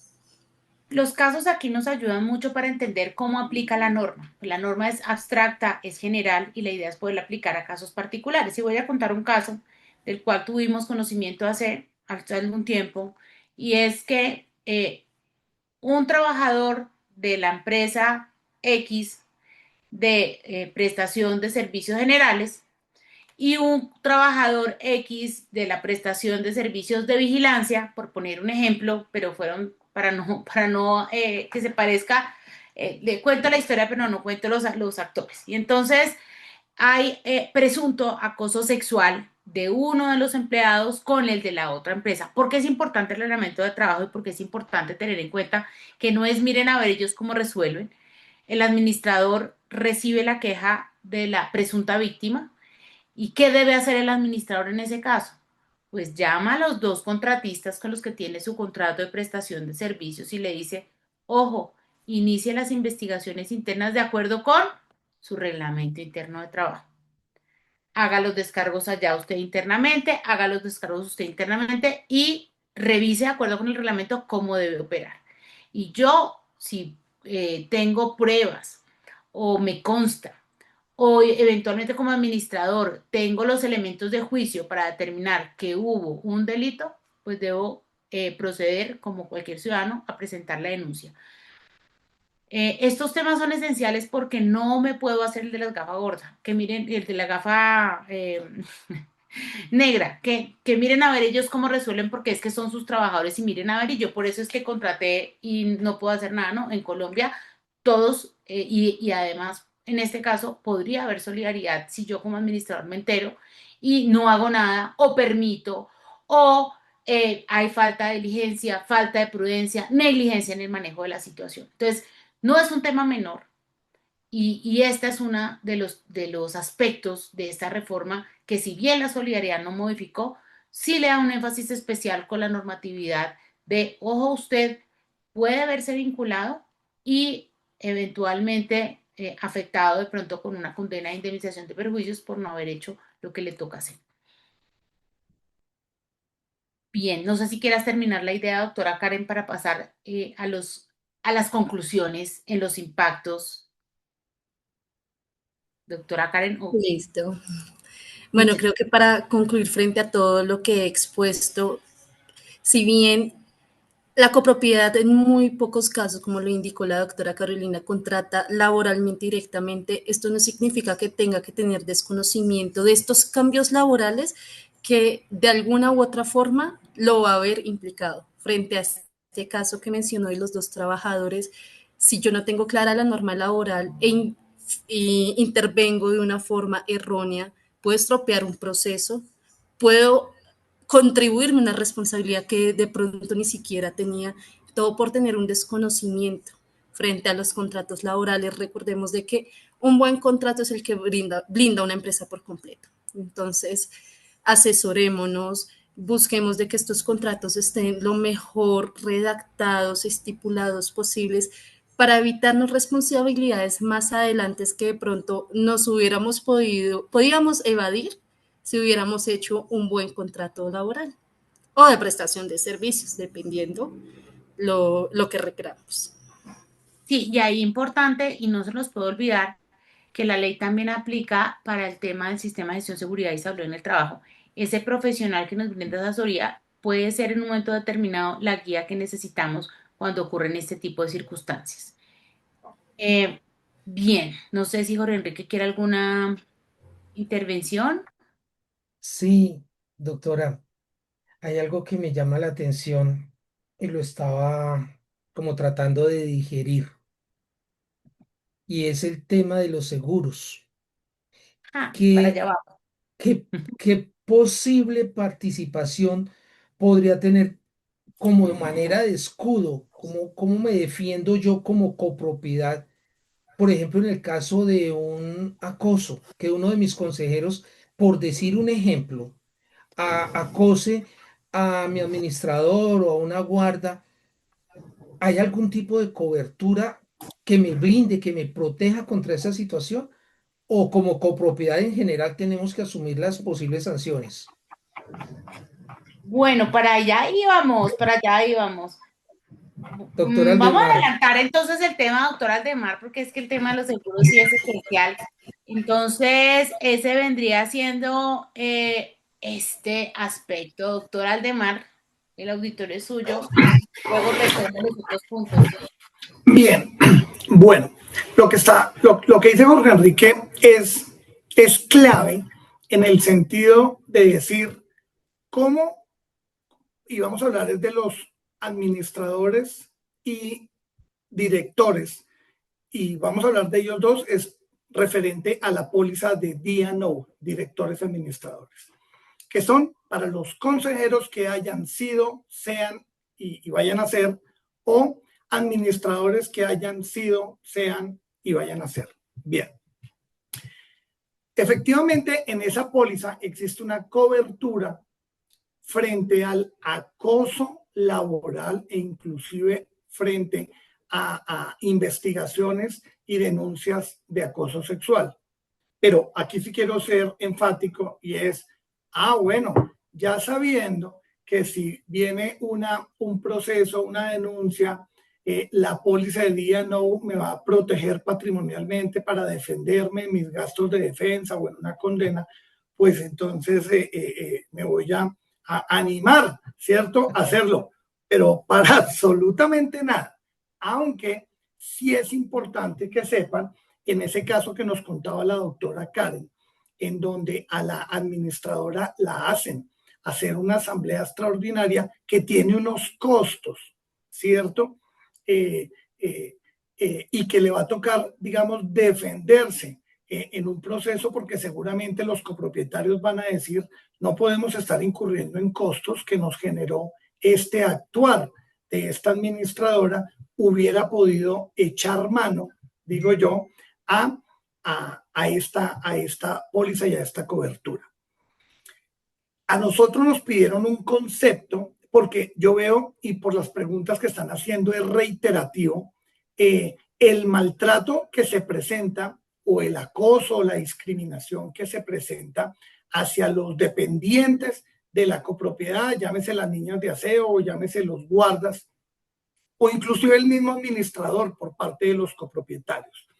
Y nos solicitaban un concepto, y más que un concepto, casi un protocolo de qué podía hacer cuando se estaba presentando este trato, digamos, este maltrato hacia los guardas, hacia las niñas de aseo, hacia el administrador, de copropietarios que regañan y maltratan y realmente se creen jefe. Bien, entonces nosotros lo primero que le decíamos era, hay que recordarles a los copropietarios que ellos, así convivan en el edificio, no tienen una autoridad jerárquica sobre esos trabajadores. Solo el empleador, que en este caso es la empresa de vigilancia, y el administrador como supervisor del contrato, pues tiene puede tener ese trato de autoridad, ¿no? Claro, con respeto, pero con autoridad. Entonces, o porque permitir que los copropietarios maltraten a estos dependientes termina generando, y lo dice la tutela, una situación de subordinación de hecho o una indebida intromisión.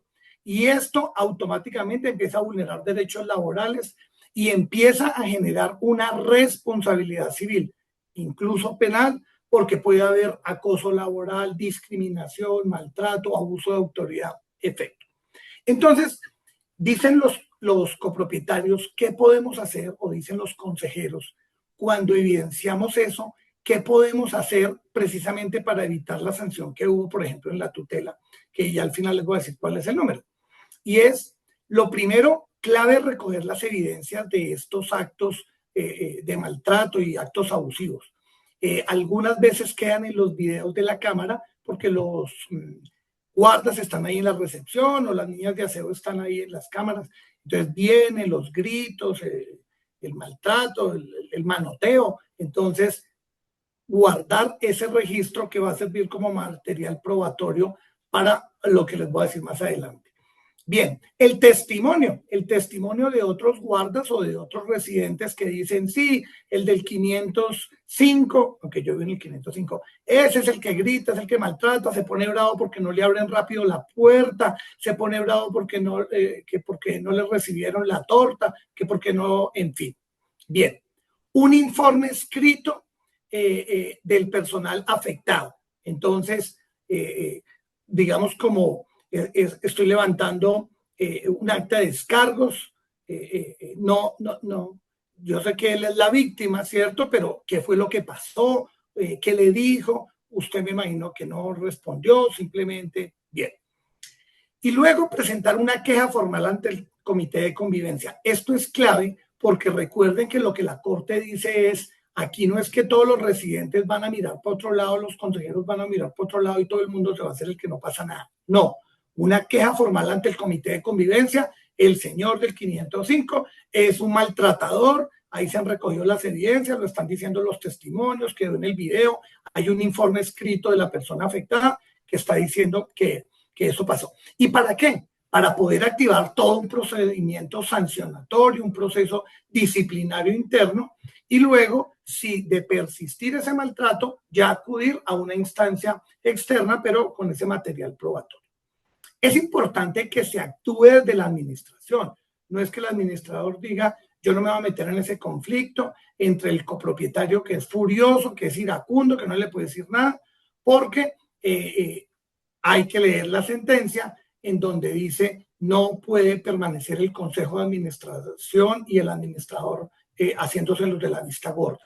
Entonces, deben intervenir, uno, para exigirle a ese copropietario respete al personal, usted no es el jefe de ellos, hay que decírselo claro, hacerle una comunicación formal de advertencia, la próxima vez que usted insiste en su maltrato, vamos a proceder con unas acciones extrajudiciales y judiciales. También es bueno promover talleres de convivencia a través de carteles, a través de comunicaciones, sobre lo que es, y lo decía Jorge Enrique, qué importante es el trato respetuoso de todos a todos, no solamente de los copropietarios a los guardas, también de los guardas hacia los residentes, del administrador a sus dependientes, de los copropietarios al administrador. Es que el administrador no es su empleado, hay que tratarlo con respeto, antes nos está colaborando. Bien, y recordar, en esa sentencia la Corte dijo, los administradores tienen un poder regulador de convivencia y deben actuar, se les exige que actúen ante los abusos si vengan de los copropietarios. No pueden hacerse que eso no es con ellos. Ahora, una vez se eleve el caso del Comité de Convivencia, pues hay que solicitar una reunión con el copropietario, si se puede con el guarda, un espacio de armonía, de compromisos de no repetición, ¿cierto? No es que lo citen y como una vez pasó, antes se agarraron a puños y... No. Al contrario, compromiso de no repetición, esto vivimos en armonía, todos somos una familia, nos ayudamos unos a otros. Igual se documenta el proceso, preconstituyendo pruebas e inclusive pues para futuras acciones. Y ya si el maltrato persiste, porque el que es, el que humilla, el que maltrata, el que es grosero, violento, ese, decía mi abuelita, el indio no deja de ser indio. Entonces, ojo, porque se han visto casos de trabajadores que acuden a la inspección de trabajo y van y presentan una queja por el acoso laboral que está permitiendo los órganos de administración y que a él no le dicen nada y él ya se ha quejado varias veces de que lo gritan, de que no abre rápido al domiciliario, en fin. Algunos inclusive han interpuesto acciones de tutela, ¿cierto? Porque consideran que hay grave afectación de la dignidad. Bien, sabiendo ya todo ese protocolo que hay para presentar los casos, preguntamos en qué los seguros, cómo interactúan con esta reforma que se presentó, qué tiene que ver. Entonces uno dice, pues reforma con seguros yo no veo por dónde. Pues sí, sí hay por dónde y hay 3 coberturas que lo podrían afectar. La doctora Karen fue muy insistente en decirnos, será solidariamente responsable con los contratistas por el valor de los salarios dejados de percibir y las prestaciones e indemnizaciones que tengan derecho los trabajadores. La palabra mágica se llama solidaridad. Entonces lo que uno siempre piensa es, nosotros no tenemos nada que ver con esos trabajadores que trajeron a poner los adoquines, que trajeron a poner la malla eléctrica, que trajeron a impermeabilizar. Eso no tenemos nada que ver porque para eso hay un contrato con una firma de obra. Bueno, pues la mala noticia, si así se puede decir, es que sí existe una solidaridad, pero no la trae esta reforma. Ya viene desde hace mucho tiempo. Entonces, ¿cómo cómo puedo mitigar? ¿Cómo lo puedo transferir? Fácil, porque cada vez que constituyan o que suscriban un contrato, deben solicitar en la póliza de cumplimiento el amparo de pago de salarios y prestaciones sociales. Y esa cobertura que se encuentra ahí en la póliza de cumplimiento, lo que tiene por objeto es cubrir a la copropiedad que se está asegurando de los perjuicios que se puedan ocasionar como consecuencia del incumplimiento de las obligaciones laborales el contratista que garantizaron en ese contrato incumpla. Pero incumpla frente a quién? Pues frente al personal que le está trayendo para ejecutar ese contrato. Entonces, pues, ¿cómo opera esto?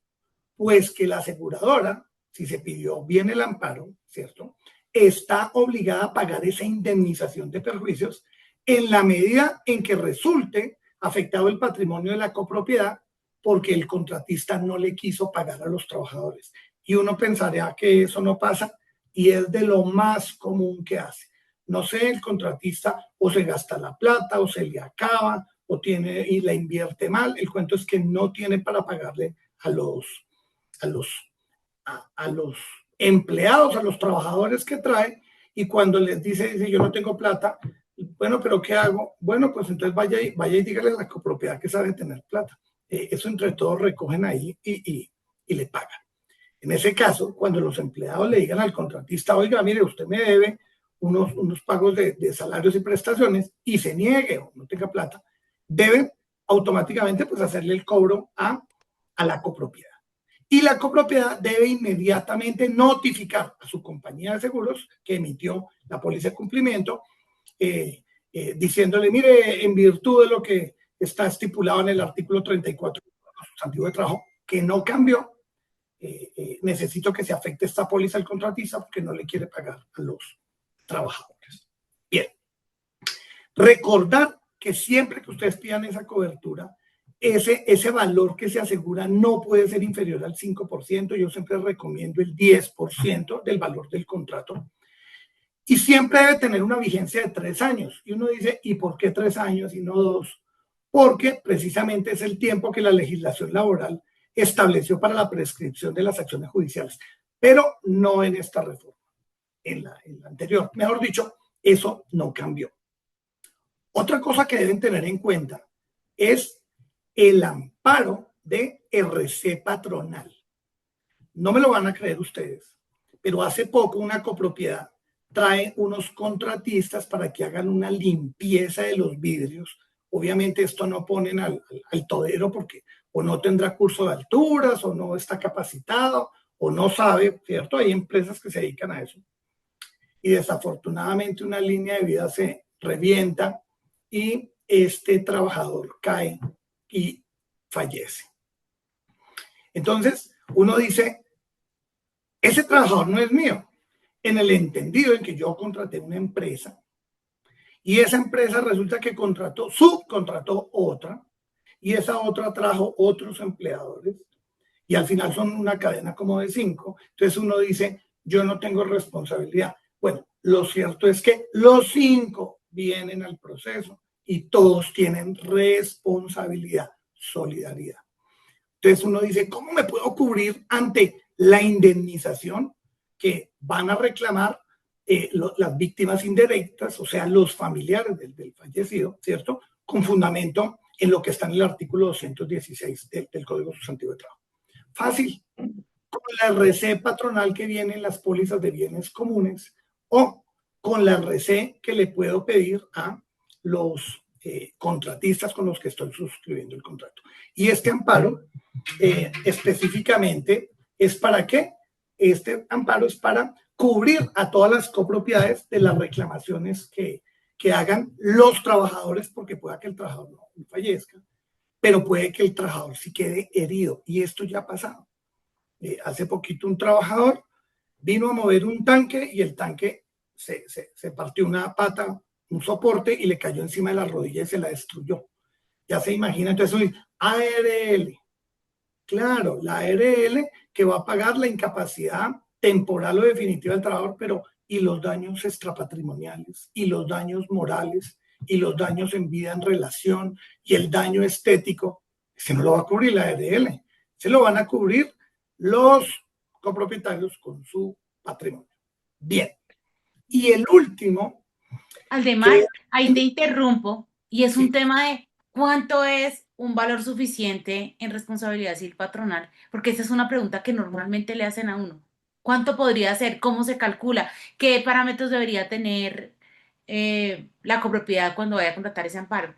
¿O es el que le entrega a uno la aseguradora? fíjate que en el caso del trabajador fallecido, la reparación integral de una víctima puede llegar fácilmente a los 1.500 millones de pesos.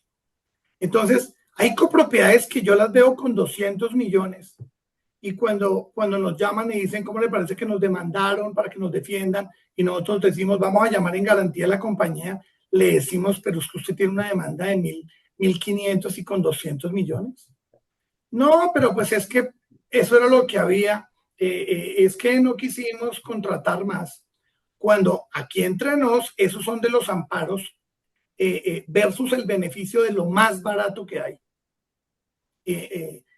Y cuando digo más barato, para que uno se haga una idea, subir 1.000 millones podría fácilmente costar 1.000.000 de pesos o 1.200.000, 1.300.000, no sé, eso sí habría que preguntarle a los intermediarios de seguros, pero 1.000.000 al año, o sea, dividir eso da como 120.000 pesos por mes, por tener 1.000 millones, ¿cómo no lo vamos a hacer? ¿De dónde una copropiedad va a sacar 500, 800 millones para reparar una víctima? Contratando 200 millones, eso sí es no ser uno previsible en el tema. Entonces ya más o menos Yo diría que eso es el colmo de ser tacaños, porque es por cierto. ahorrarse unos centavos pierden los miles y obviamente de una manera muy posible los millones. Entonces ese es un llamado también para todos los que vivimos en propiedad horizontal, para que en el momento de aprobar nuestros presupuestos anualmente, tengamos como que más abiertos los ojos en este tema y que no nos enfrasquemos en temas que no tienen nada que ver en la asamblea, que porque fulanito me miró, que no me miró, y eso se forma un zafarrancho en la asamblea por ese tema, pero no tomamos en cuenta aspectos como los que nos acaba de comentar el doctor Aldemar, en donde sí nos debemos concentrar en el 90% del tiempo. Y para eso los administradores, bueno, los que son juiciosos y los que están viendo este programa en este momento, son los que envían con anticipación, normalmente junto con la convocatoria, los estados financieros y el proyecto de presupuesto para que su comunidad tenga el tiempo prudente para estudiar eso y durante esos 15 días previos a la asamblea solucionen las preguntas en la oficina de administración.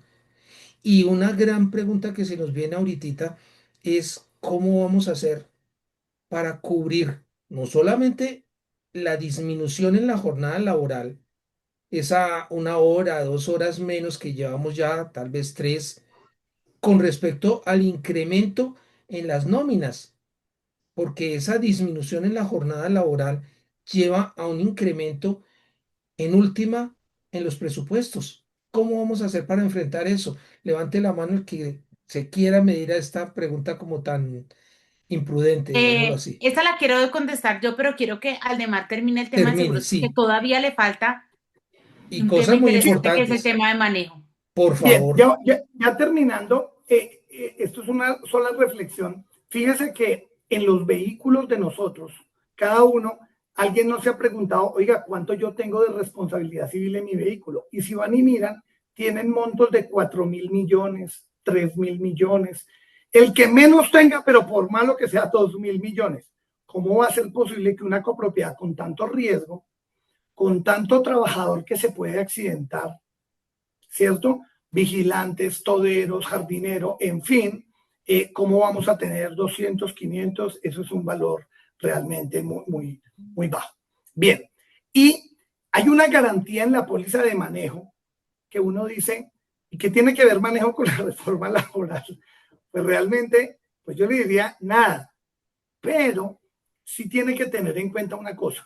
Hay unas garantías que fijan algunas pólizas que señalan, por ejemplo, uno, que cuando se vincule uno de los trabajadores, y aquí estamos hablando es del administrador o de la niña, bueno, del asistente personal, en fin, la copropiedad deberá verificar los datos que se contengan en la solicitud de trabajo o en la oferta que está ofreciendo la copropiedad.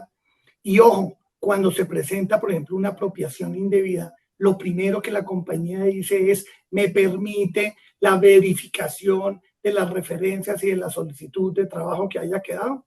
Eso se le olvida a los consejeros de hacerlo. Segundo, el control dual o el doble control de las operaciones. Entonces, se presenta una apropiación indebida, el dinero se desaparece de la cuenta y cuando van a preguntarle, no, es que el que se llevó la plata tenía los dos tokens, el de autorización y el otro, pues así, si uno pone al ratón a cuidar el queso, pues grave por ese lado. Y este pedacito es bien importante. Casi todas las pólizas de manejo, o la mayoría, hay una garantía que dice vacaciones. Entonces dice, la copropiedad le va a garantizar que todos los trabajadores van a disfrutar de un periodo de 10 días, otras dicen de 2 semanas, una semana. Y fíjese una cosa curiosa, mire que las copropiedades dicen, no, aquí no hay vacaciones porque ellos no son empleados, ellos no son trabajadores, ellos tienen un contrato de prestación de servicios. Vaya cuando le objeten el siniestro por no cumplir esa garantía, vaya y explique eso, a ver si es que van a salir a correr a pagarle. Porque usted hubiera podido suspender el contrato por 10 días, ¿cierto? Hacer un contrato no por un año, sino por decir algo, 11 meses y 20 días o 25 días o 15 días. Estoy diciendo y estoy dando ideas creativas, disruptivas de cómo puedo yo cumplir con esa garantía. Pero no me vengan con el cuento, es que no es empleado, es que, porque vaya, entonces, ¿por qué aceptó? Cuando ustedes le dan ese contrato de manejo con esa garantía, usted lo acepta, usted no se queja, usted no dice, no, yo a mi administrador lo voy a poner a trabajar de sol a sol, usted no dice nada. Entonces, el día del siniestro no puede decir que cómo se le ocurría ponerme 10 días si es que él no es un trabajador de acuerdo al Código Sustantivo del Trabajo. Y esa garantía tiene una lógica, ¿no? La lógica es precisamente... La lógica es que en esos 10, 15 días o 20 días se pueda auditar a la persona que es ordenadora del gasto o al auxiliar o al asistente para que si se está presentando eso se pueda detectar cualquier manejo. O sea, no es una exigencia descabellada, no es que uno diga, uy, ¿cómo se les ocurre haber hecho eso? Tiene toda la lógica.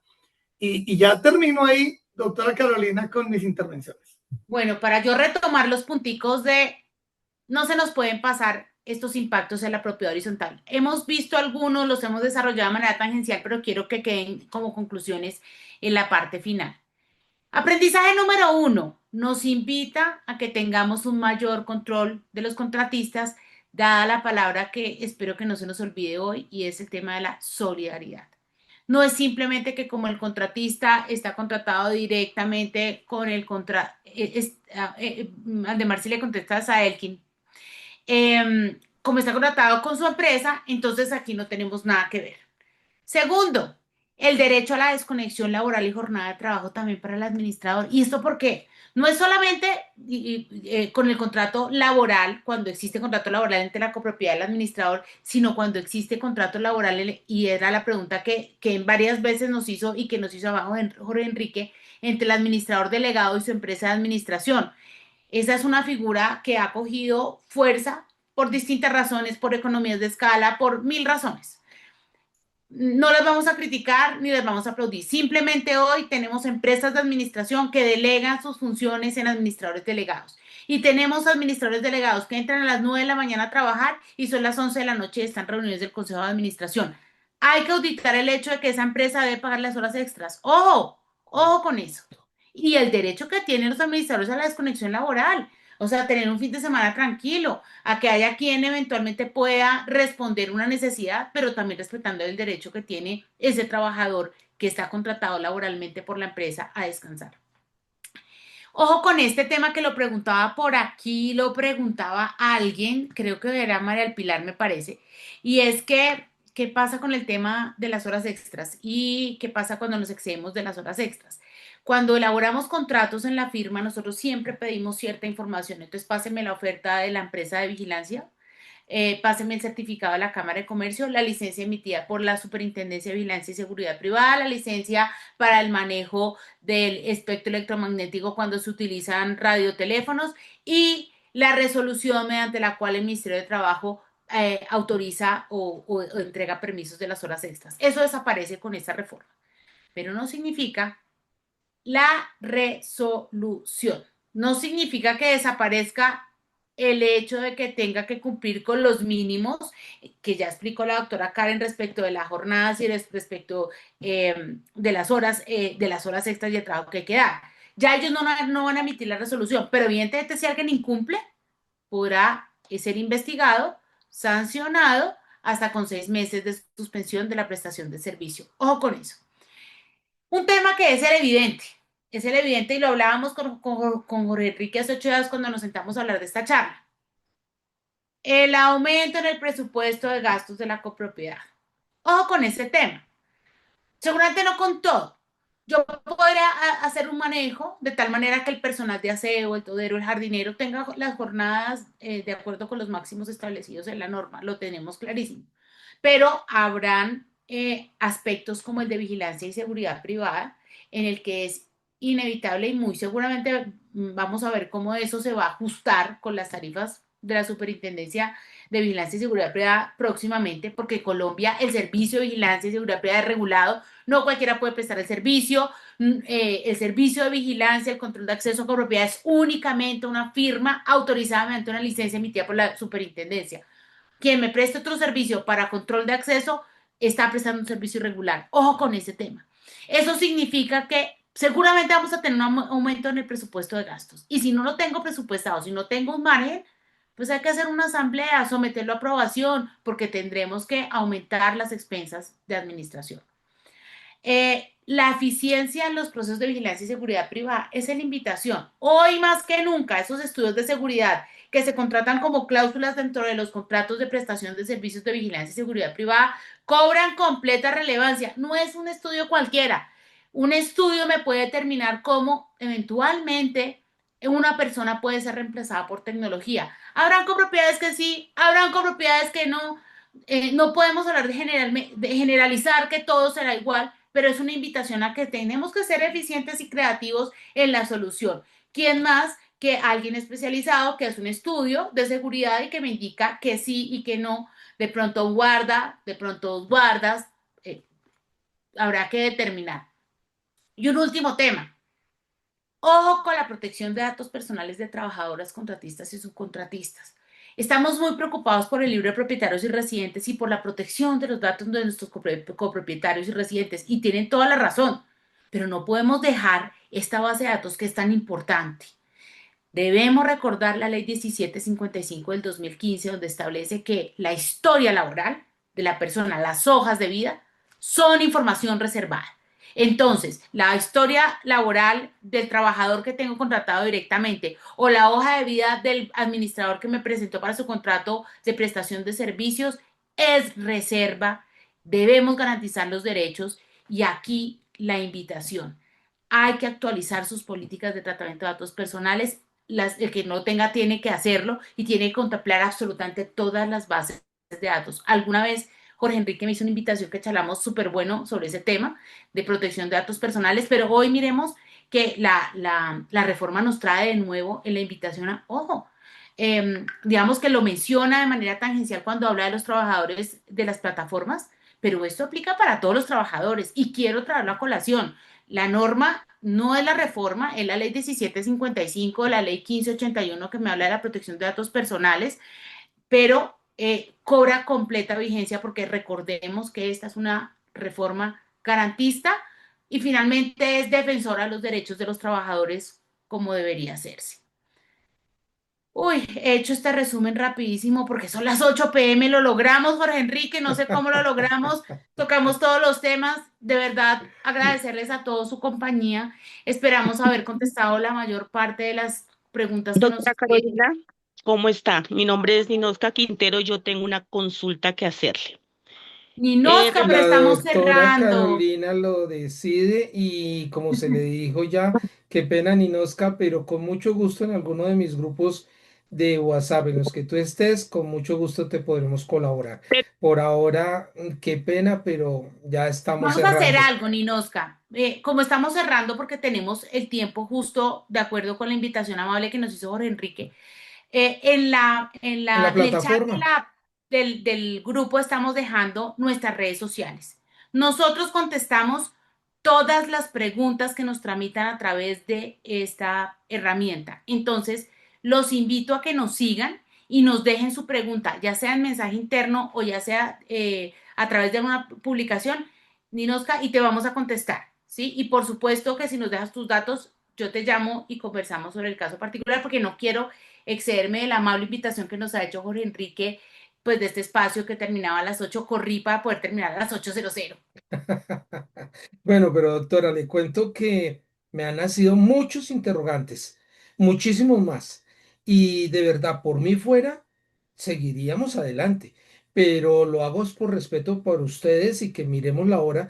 Ya son más de las 8 de la noche y muchos de los interrogantes dan es para otro espacio en donde de pronto podamos con más tiempo y de pronto ya no esperando que nuestra cena está servida y se nos puede estar enfriando, podamos ampliar más temas y dar una mayor ilustración. Hay todavía muchísimas copropiedades en donde no se conoce algo que para mí es elemental, como la diferencia entre el contrato de prestación de servicios y el contrato laboral. ¿Qué pasa cuando se cae en un contrato, se cae en el otro? Eso está muy eh, en boga, esa confusión, y hay que aclarar todos esos términos. Ahora, no todo lo que se ha contemplado en la reforma laboral es nuevo ni desplaza lo que ya estaba ahí. Por ejemplo, lo de los permisos, que nos lo explicaban anteriormente, se conservan, pero se han ampliado algunos permisos para otros temas. Y sí, don Elkin, ya toca es el desayuno, ya va siendo hora, pero de pronto más adelantico desayunamos más frescos. Por ahora, muchísimas gracias a ustedes, Buffet Infante López, doctora Karen, doctora Carolina, doctor Aldemar, muchísimas gracias por haber apretado sus agendas y habernos estado compartiendo sus valiosos conocimientos de una manera tan clara, tan comprimida, pues por cuestiones de tiempo, pero a pesar de eso, muy didáctico. Eso es lo que a mí me encanta de la participación de ustedes y ese amor que reflejan por la actividad, por entregar esos conocimientos, eso es algo invaluable. Y para todos ustedes, las personas que han estado conectadas en esta transmisión en vivo, mis agradecimientos. Y sí, les voy a cobrar de la siguiente manera. Por favor, este, esta charla queda grabada en el canal de YouTube de Jorge Enrique Hernández y lo podrán encontrar el próximo jueves ya ahí, sin alterar, sin editar, tal cual como quedó. Van a poder repetir esta clase que está al nivel de una masterclass. Entonces la invitación es que la repasen las veces que quieran, que si no les quedó clara alguna intervención de Jorge Enrique o del doctor Aldemar o de alguno de los expositores, la doctora Karen, la doctora Carolina, pueden pausar, devolverse y volver a escuchar la intervención de la persona y hacer su pregunta en el canal, en el buzón de comentarios hay la posibilidad de hacer también interrogantes. Entonces, bienvenido a eso. Esa es la primera parte de la tarea. La segunda parte, no guardemos esta charla debajo del escritorio. Allá en el cajón más profundo, en el rincón más hondo de nuestro escritorio, no la guardemos ahí. Por favor, socialicemos esto con todos los consejeros, con todos los administradores, en general con todos los propietarios de propiedad horizontal, nuestros vecinos, porque ellos tienen tanta responsabilidad como la que tenemos los administradores y los consejeros. ¿Por qué? Por las decisiones que tomamos. Así que, por favor, socialicemos este masterclass, como lo diría yo. Nuevamente a mis panelistas, muchísimas gracias. Un abrazo a través de la distancia y cualquier cosa, seguimos en contacto, por favor, que hay Juan bastantes Enrique, a cosas. ti, muchas gracias. Tú sabes el cariño que te tengo. De verdad que este espacio nos sentimos como en la sala de la casa charlando sobre temas que nos gusta, que nos comprometen. Gracias a la doctora Karen. Ha hecho una exposición magistral. Un abrazo para todos. Aldemar, como siempre, Uf, clarísimo. Un beso. se luce, se Muchísimas luce. gracias a todos. Gracias por este espacio, Jorge Enrique. Como lo dije al inicio, fue un espacio de aprender, de escuchar y como lo dices, quedan muchos interrogantes que a la medida que va pasando el tiempo vamos a poder ir resolviendo. Espero que hayan podido adquirir algo nuevo hoy y como lo indicas, cualquier duda puedan repetirlo en el video o a través de las redes nos pueden hacer las consultas. Como lo indicó la doctora Carolina Infante López, está ahí pendiente para responder cualquier duda que surja frente al tema que tratamos. Y les aseguro que yo aprendí bastante. Y ese aprendizaje me generó más preguntas que ya las iremos solucionando en privado. Nuevamente mis agradecimientos, doctor Aldemar. Un abrazo. Gusto en verlo nuevamente. Gracias, Jorge Enrique, por la invitación y recuerden que Infante López está siempre para apoyarlos. Gracias. Y a todos ustedes, muchísimas gracias por estar aquí. Nos vemos la próxima semana en Noches de PH, en donde trataremos un tema relacionado directamente con la propiedad horizontal y algo nuevo. Vienen sorpresas, así que estén atentos a las redes sociales. Muchísimas gracias y hasta una próxima oportunidad. Hasta pronto.